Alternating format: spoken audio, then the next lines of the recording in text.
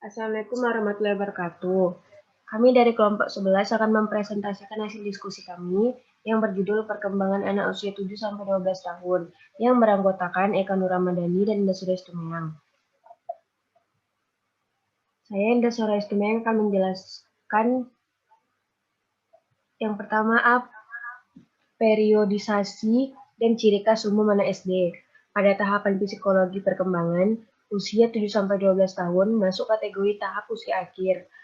Masa ini disebut juga yang pertama masa sekolah, perubahan sikap, nilai, dan perilaku.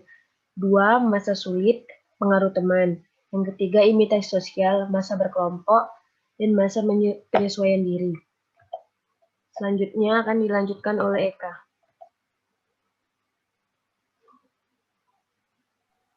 Masa kanak-kanak ini dibagi menjadi dua fase. Yang pertama itu masa kelas-kelas rendah sekolah dasar yang berlangsung antara usia 6 atau 7 sampai 9 atau 10 tahun. Biasanya mereka duduk di kelas 1, 2, dan 3 sekolah dasar.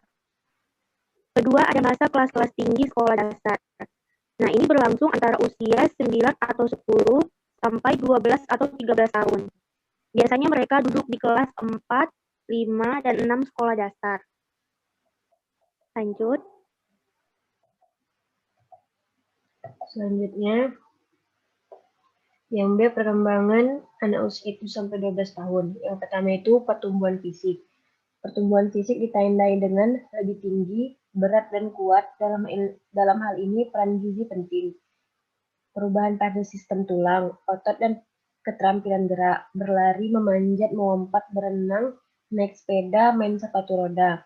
Kegiatan fisik sangat perlu untuk melatih koordinasi dan kestabilan tubuh dan energi yang tertumpuk perlu penyaluran. Yang kedua, perkembangan bicara. Berbicara lebih selektif, ngobrol berkurang, penekanan sebagai bentuk komunikasi, bukan hanya latihan verbal. Yang kedua, berbicara merupakan alat komunikasi terpenting dalam berhubungan dengan orang lain. Yang ketiga, perkembangan kognitif. Jean Piaget, seorang ahli psikologi berkebangsaan Swiss, melakukan studi mengenai perkembangan kognitif anak secara intensif dengan pengamatan yang cermat selama bertahun-tahun. Piaget mengembangkan teori bagaimana kemampuan anak untuk berpikir melalui satu rangkaian tahapan. Mulai timbul pengertian tentang jumlah, panjang, luas, dan besar. Pada masa ini, umumnya egosentrisme mulai berkurang. Anak mampu berpikir logis mengenai objek dan kejadian, meskipun masih terbatas pada hal-hal yang bersifat konkret. Yang keempat, perkembangan emosi. Emosi anak berlangsung relatif lebih singkat. Emosi anak kuat atau hebat. Emosi anak mudah berubah. Emosi anak nampak berulang-ulang. Respon emosi anak berbeda-beda. Emosi anak dapat diketahui atau dideteksi dari gejala tingkah lakunya. Emosi anak mengalami perubahan dan dalam kekuatannya. Perubahan dalam ungkapan-ungkapan emosional. Perkembangan sosial. Ditandai meluasnya lingkungan sosial, pengaruh luar, mulai mendekati teman sebayanya dan mulai melepaskan diri dari keluarga. Bermain secara berkelompok memberikan peluang dan pelajaran kepada anak untuk berinteraksi. Bertanggung rasa dengan sesama teman. Pengaruh teman sebaya sangat besar baik yang bersifat positif seperti perkembangan konsep diri dan pembentukan harga diri, maupun negatif. Selanjutnya akan dilanjuti oleh Eka.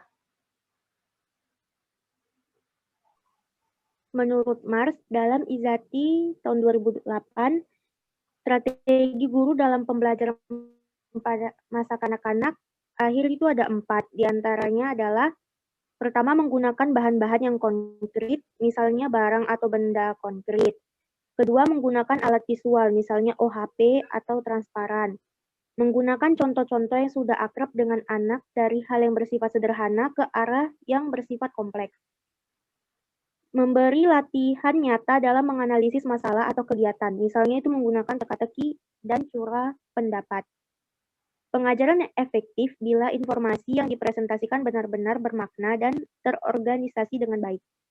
Siswa memerlukan kegiatan bekerja dengan objek yang berupa benda-benda konkret untuk memanipulasi, menyentuh, meraba, melihat, dan merasakannya.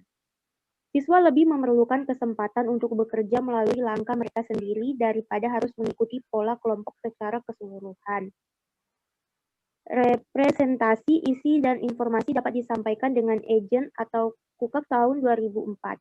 Yang pertama itu contoh penerapan, 2 demonstrasi seperti bagaimana matahari berputar, ketiga studi kasus, keempat ada metafor yaitu pengandaian, yang kelima ada simulasi seperti real, dan keenam ada model menggunakan model untuk visualisasi sesuatu. Sekian dari, Saya kembalikan kepada moderator. sekian dari hasil presentasi